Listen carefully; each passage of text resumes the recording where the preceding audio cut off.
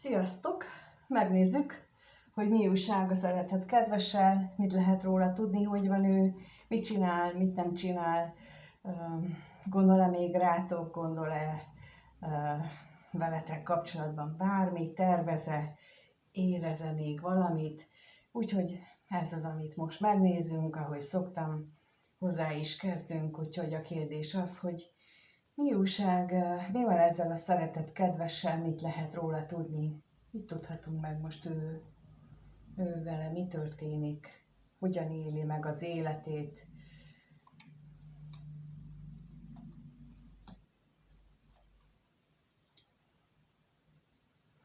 Lehet, hogy új anyagi forrást talált, vagy új lehetőségek jönnek az életébe, amelynek olyan új találkozások, új munkák, amelyekből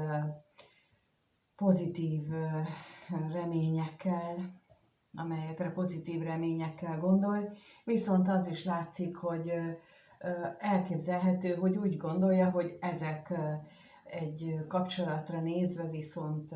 nem jó hatással vannak, mert az is lehet, hogy mondjuk egy olyan munka jön az életébe, vagy egy olyan lehetőség, ami bizony megsínli a kapcsolat, mert akár több munkával járhat, több elfoglaltsággal, több időbeli elfoglaltsággal, és ez aztán a kapcsolatnak nem fog jót tenni, meg lehet, hogyha még ilyen ismerkedős időszakban vagytok, akkor viszont lehet, hogy a találkozások is megritkulhatnak emiatt. Na nézzük akkor, mit jelent itt ez a találkozás, hogy milyen találkozásra gondol ő.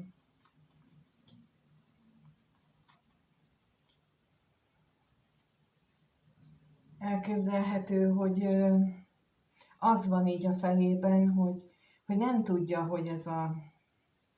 ez a megújult dolog, amit így mutatnak a lapok, azok hogyan fog az ő életében megvalósulni, illetve hogy azt ti hogyan fogjátok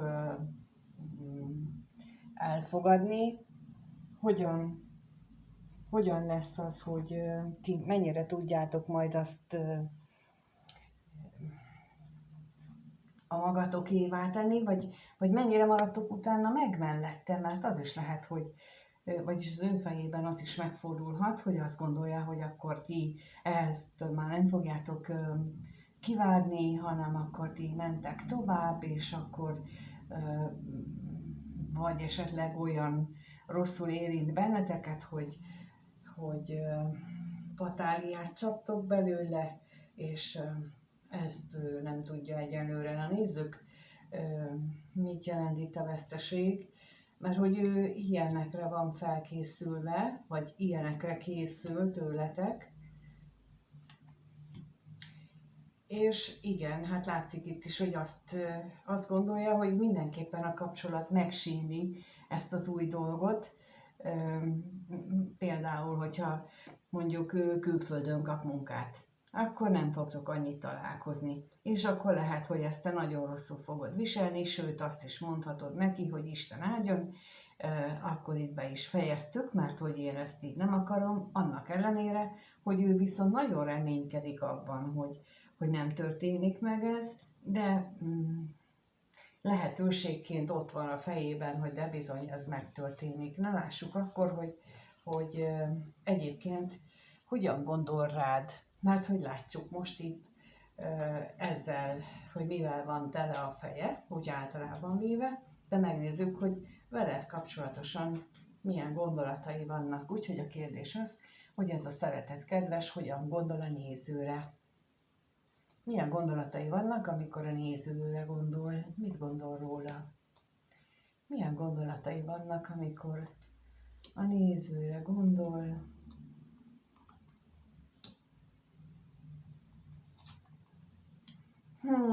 Hát olyan jó lenne találkozni végre, olyan nagyon szeretne és olyan nagyon nem tudja, hogy hogyan lehetne ezt megvalósítani, hogyan lehetne ebből igazából valóságot csinálni, mert a vágyaiban, a gondolataiban ott van, hogy futna, rohanna nagyon sebesen, viszont nem látja ennek a lehetőségét. Na nézzük a bírót, hogy miért nem látja, miért ilyen bizonytalan.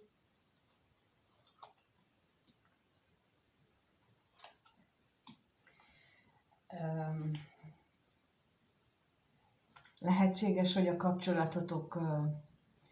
a múltban olyan volt, hogy emiatt nem tudja,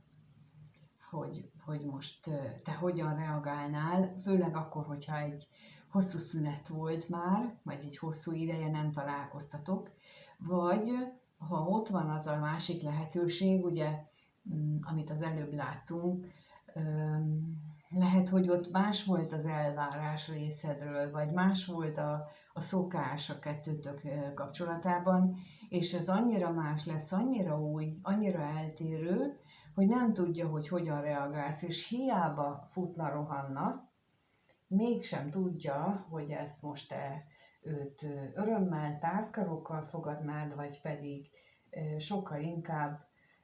lekiabálnád a fejét. De nézzük itt a halált, hogy miért van itt ez a halál.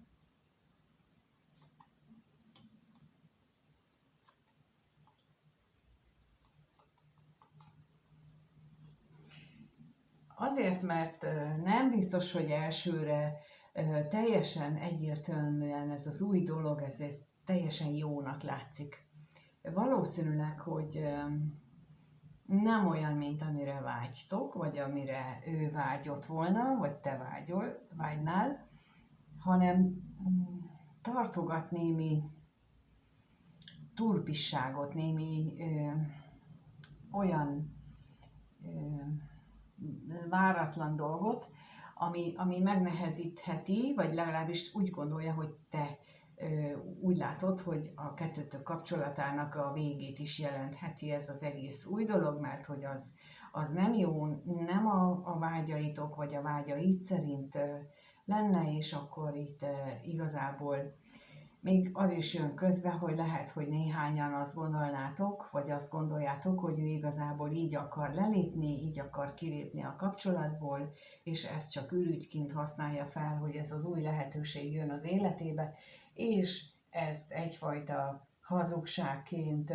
adod, vagy adja elő, és te ezt így élnéd meg, és ő ott van benne az a fajta kétség, hogy most akkor, ha ő ezzel előáll, akkor ezt te hogyan reagálod le, és ettől ő tart. Ezért ő nem tudja, hogy most hogy jöjjön hozzád. Most ilyen haditervet talál ki, hogy hogyan lehetne ezt megoldani. Na nézzük akkor, hogy érzések szempontjából milyen érzései vannak, változott-e az érzése, vagy korábbiak szerint van, tehát a kérdés az, hogy mit érez a néző iránt ez a szeretett kedves, milyen érzések vannak, milyen érzései vannak a nézővel kapcsolatosan.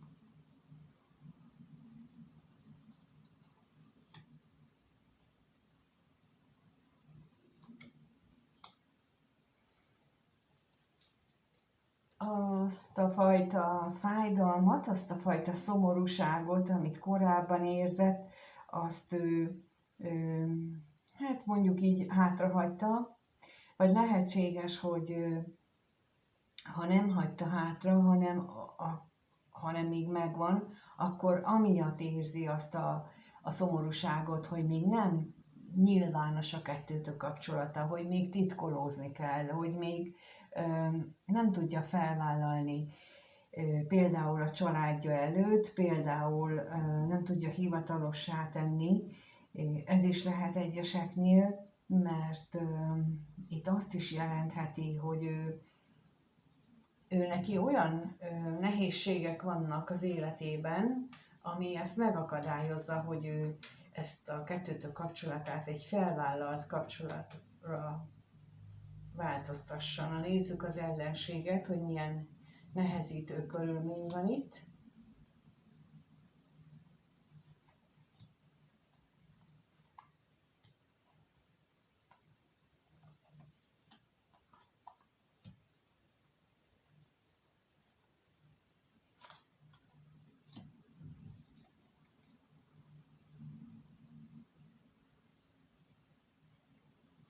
ami, hát a környezete nem igazán örülne neki. A környezete mindent megtenne, lehet, hogy meg is tesz, hogy a kettőtök kapcsolatából ne legyen semmi, a találkozásokból se legyen semmi, és ennek ellenére ő mégis úgy éli meg, hogy a, az ő érzései és vágyai azok a lelke legmélyén tulajdonképpen nem, hogy szűnnének, nem, hogy csillapodnának, hanem egyre erősödnek, és ezt így éli meg. Viszont az is lehet, hogy hiába éli meg azt, hogy ő benne erősödnek a vágyak, ez nem jelenti azt, hogy ez tettekben is megnyilvánulna, úgyhogy megnézzük, hogy mit jelent itt a tolvaj még, mit tudhatunk meg így a tolvajjal kapcsolatosan.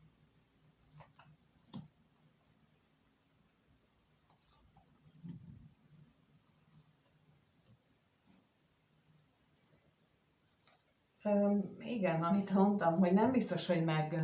megnyilvánul ez tettekben az, hogy ő benne erősödik ez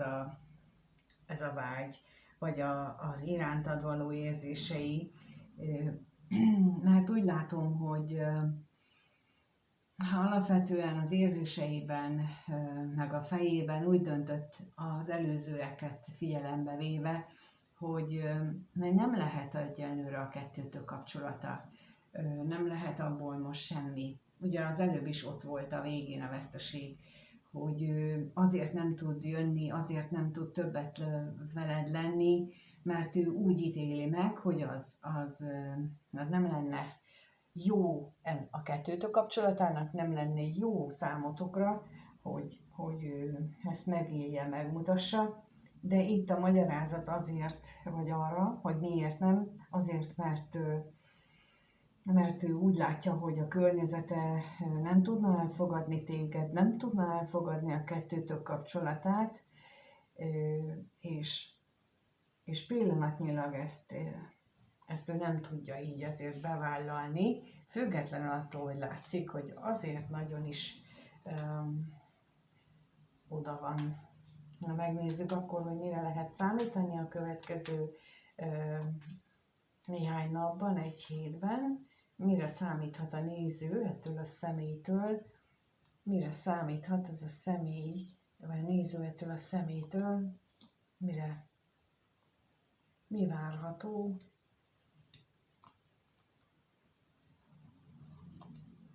Mi várható tőle?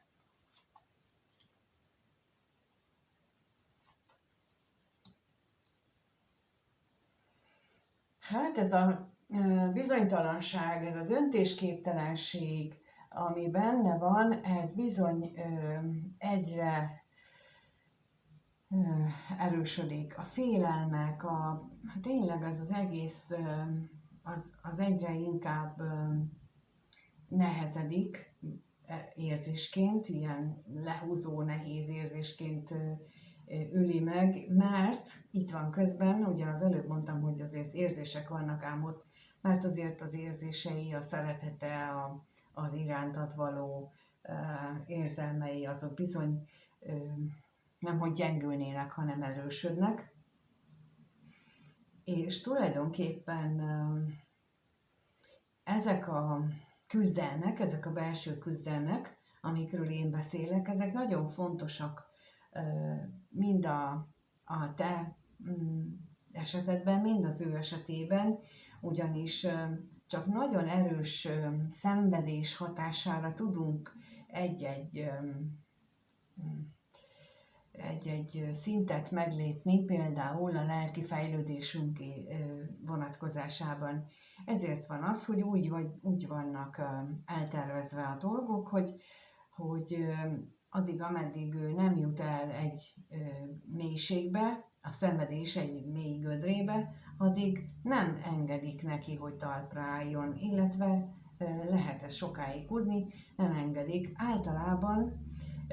itt a lelki gyógyulás aszteroidája a Chiron, vagy a Kentaur, a Chiron aszteroida, ami 51 éves kor környékén ér vissza a születési helyére, és bizony innentől kezdve egyfajta kapu nyílik az életünkbe, a lelki világunkba, és ha addig nem tudtunk bizonyos dolgokat megtenni, akkor onnantól kezdve nagyon durván elkezd bennünket is szorítani, nyomni, és jönnek olyan lehetetlen élethelyzetek, amikről egyszerűen el se tudjuk képzelni, hogy miért történnek. És ezt párkapcsolatokban, de egyénileg is meg tudjuk élni, és nála is lehet, hogy ilyen, tehát akiről én beszélek, vele is előfordulhat, és ez nem azt jelenti, hogy ő már 51 éves, hanem tulajdonképpen már az utolsó időszakban, tehát ezt megelőző 5-7-8 évben ott már nagyon tud feszíteni, amikor már belép például abba a jegybe, most már lassan elhagyja a Kos jegyét, de amikor 6-7 évvel ezelőtt belépett a Kos jegyébe, akkor azóta már itt nagyon is érezteti a hatását azon a téren, ahol neki, aki érintett, annak lelkileg változni kellene. Na most megnézzük itt akkor a féltékenységet, feledékenységet akarok mondani állandóan valamiért. Valami elfeledés lehet itt, hogy valamiről megfeledkezött, ő vagy te. Lehetséges, hogy itt a félelmek olyan régi ígéretekhez kötődnek, amiről megfeledkezhetett, mert ugye itt azt is jelenteti, hogy átalakultak a reményei, és ezek már nincsenek összhangban mondjuk a múltnak a dolgaival, és emiatt lehet ez a félelem bennünk, mert valahol meg ösztönösen emlékszünk, csak nem annyira tudatosan. Most a bíróra kérnék szépen.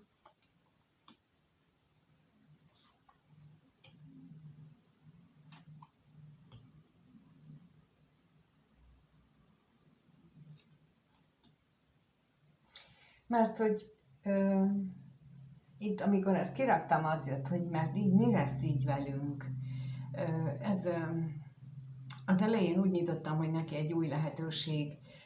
lesz, aminek hatására ő úgy érzi, hogy ez a kapcsolat, akár a tiéd, vagy a veled való kapcsolata, vagy egy bármilyen másik kapcsolat bizony nagyon is meg fogja sínyleni, és amikor meg rád gondol, amikor meg a jövőben veled kapcsolatosan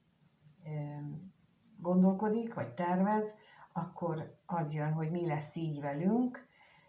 Tehát nem tudja, mert hogy itt van, hogy azért újra és újra különböző nehézségek, akadályozó tényezők fognak jelentkezni, és amikor ezek akadályozzák őt, akkor itt vissza tudok utalni arra, amit az előbb mondtam, hogy bizony úgy van ez az egész tökéletes világ, mert annyira tökéletes, hogy én ilyet emberi észre el se tudok képzelni, hogy mennyire pontosan össze vannak rakva a döntéseink, lehetőségei és minden egyéb, és megvan benne a szabad akarat is. Szóval, hogy így, amíg ő ezen nem tud túllépni úgy, ahogyan neki ezt meg kellene látni, akkor addig ő ebben a kétségben van. Csináltam egy mit nem mond el videót, és mostanában, és akkor abban is pont erről van szó, hogy őt hideg zuhanyként éri egy felismerés, de körülbelül ugyanennek az energiájáról van ott is szó abban, hogy ő csak azt látja, hogy ő mit veszít és mit nem kap meg, és nem érzi át még annak a súlyát, vagy ennek a következményét, és csak saját magát betegíti meg, és érzi egyre rosszabbul emiatt. De ebben a mit nem mond el videóban azért elég jól elrészletezem azt, hogy miért történik, úgyhogy azt is javaslom, nézzétek meg, és köszönöm, hogyha itt vagytok, és megnéztétek ezt is, és remélhetőleg ebből is tudtok valamit megérteni, hogy miért történnek velünk dolgok, mert nagyon fontos, hogy nem csak úgy össze-vissza történnek, hanem egy meghatározott terv szerint, azzal a terv, hogy milyen feladatot, életfeladatot kell megtanulnunk, és az nem csak egy ilyen nagy életfeladat, hanem különböző lelki tulajdonságok, például a szerénység, a, az elfogadás, a türelem, tehát ezeket kell elsajátítanunk, és ehhez kapjuk a különböző élethelyzeteket, és minél hamarabb eljutunk erre a szintre, ez a rezgés szintük növelésével lehet nagyon gyorsan eljutni, akkor ezek a nagyon durva nehézségek annál hamarabb tudnak megszűnni. Most lehetőség van még néhány napig arra, hogy ha valaki szeretne hozzám jönni egyénileg, akkor tud, rám tud írni a leírásban található elérhetőségen, hogy ezekről az életetekben megbeszéljük, úgyhogy biztatlak rá benneteket, hogy ha nem tudtok magatokban, vagy magatok egyedül eligazodni, hogy most akkor miért történnek veletek dolgok, akkor azt meg tudjuk beszélni, és remélhetőleg én úgy tudok segíteni, hogy abból még jobban tudtok épülni, és akkor ezeket a nehézségeket el tudjátok kerülni. Egyébként pedig köszönöm, hogy itt vagytok és nézitek a videót, köszönöm a lájkot, a feliratkozásokat, a kommenteket, és amíg nem találkozunk, addig mindenkinek minden jót szeretnék kívánni, és ne felejtsétek el, hogy megtalálható vagyok a linken. Sziasztok!